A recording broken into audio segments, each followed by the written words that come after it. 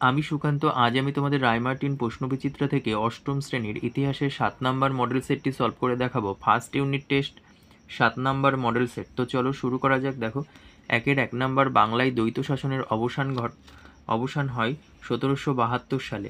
তারপরে দেখো 2 নাম্বার, মীর কাসিম মুর্শিদাবাদের পরিবর্তে বাংলার রাজধানী স্থানান্তর করেন মুঙ্গেরে। তারপরে দেখো 3 নাম্বার, পলাশির যুদ্ধ হয়েছিল 1757 সালের 23শে জুন। তারপরে দেখো 4 নাম্বার, ঔরঙ্গজেবের শাসনকালে মুর্শিদ কুলি খান ছিলেন বাংলার দেওয়ান। তারপরে দেখো 5 নাম্বার, অধীনতামূলক মিত্রতা নীতি প্রবর্তন করেছিলেন লর্ড ওয়েলেসলি। তারপরে দেখো 6 নাম্বার, কলকাতা সুপ্রিম কোর্ট স্থাপিত হয় 1774 সালে। তারপরে দেখো 2-1, বন্দিবাসের যুদ্ধ হয়েছিল কাদের মধ্যে সংগঠিত হয়েছিল? দেখো 1760 খ্রিস্টাব্দে ইংরেজ ও ফরাসিদের মধ্যে বন্দিবাসের যুদ্ধ হয়েছিল। তারপরে 2 নাম্বার দেখো, আলীনগরের সন্ধি হয়েছিল কাদের মধ্যে?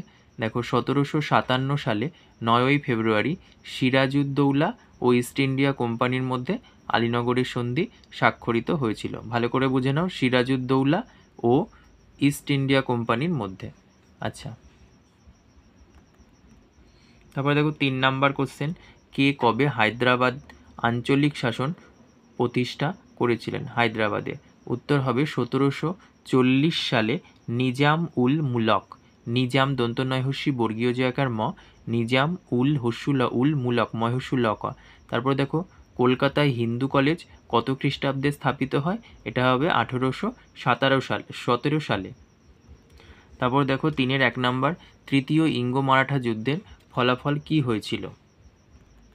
44 পেজের 68 নাম্বার কোশ্চেন। দেখো, তৃতীয় ইঙ্গ মারাঠা যুদ্ধের ফলাফল এখানে পেয়ে যাবে, এই পর্যন্ত লিখবে। তারপরে দেখো 2 নাম্বার, কর্নওয়ালিসের সিভিল সার্ভিস চালু করার কারণগুলি লেখো। 68 পেজের 20 নাম্বার কোশ্চেন। দেখো, এখান থেকে লিখবে।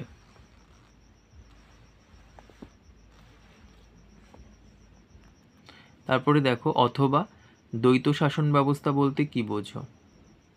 23 পেজের 17 নাম্বার কোশ্চেন। দেখো, এখান থেকে এই পর্যন্ত লিখবে। অথবাগুলো পরে দেখালাম, দেখো দেখে নাও। এবার হচ্ছে 2 অথবা, কোম্পানি শাসনে জরিপের ক্ষেত্রে জেমস রেনেলের ভূমিকা কী ছিল? দেখো 87 পেজের 68 নাম্বার কোশ্চেন, অ্যান্সার এটা লিখবে। তারপরে দেখো এপাশে এসে এই পর্যন্ত। 4-1, দেখো, অন্ধকূপ হত্যা বলতে কি বোঝো? 38-এর 34 নাম্বার কোশ্চেন। দেখো, অন্ধকূপ হত্যা বলতে কি বোঝো, এটুকু লিখবে। 2 নম্বর, দেখো, মেকলের প্রতিবেদনটি উল্লেখ করো। দেখো 86-59, মেকলে প্রস্তাব বা মেকলে মিনিট কি, এই পর্যন্ত লিখবে। তারপরে দেখো, অথবা কোম্পানি পরিচালিত আইন ব্যবস্থাকে সংহত করার ক্ষেত্রে লর্ড কর্নওয়ালিস কি ভূমিকা নিয়েছিল? 79 পেজের 22 নাম্বার কোশ্চেন। দেখো এখান থেকে লিখবে। তারপর দেখো 5-1, ভারতে পাশ্চাত্য শিক্ষা বিস্তারে ব্যাপটিস্ট মিশনের ভূমিকা আলোচনা করো। এই নোটটা একটু পাঠ্য বই থেকে পড়ে নেবে। তারপরে দেখো, অথবা ওয়ারেন হেস্টিংস ও লর্ড কর্নওয়ালিসের বিচার ব্যবস্থায় সংস্কারের তুলনামূলক আলোচনা করো। 65 পেজের 13 নম্বর কোশ্চেন। দেখো, মিল সমূহ, তারপরে দেখো অমিল সমূহ, এই পাশে একটুখানি আছে, এই পর্যন্ত। তারপরে দেখো 5-2, বক্সারের যুদ্ধের গুরুত্ব আলোচনা করো। 22 পেজের 14 নম্বর কোশ্চেন। দেখো, বক্সারের যুদ্ধের গুরুত্ব,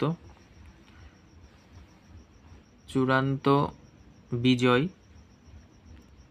তারপরে দেখো, ভারতে ইংরেজদের আধিপত্যের সূচনা, তারপরে দেওয়ানি লাভ, বাংলায় কোম্পানির প্রতিষ্ঠা লাভ, মূল্যায়ন, এই পর্যন্ত। তারপরে অথবা দেখো, পলাশির যুদ্ধের কারণ কি, এর ফলাফল কি হয়েছিল? 19 পেজের 10 নম্বর কোশ্চেন। দেখো এখান থেকে লিখবে। দেখো, পলাশির যুদ্ধের কারণ,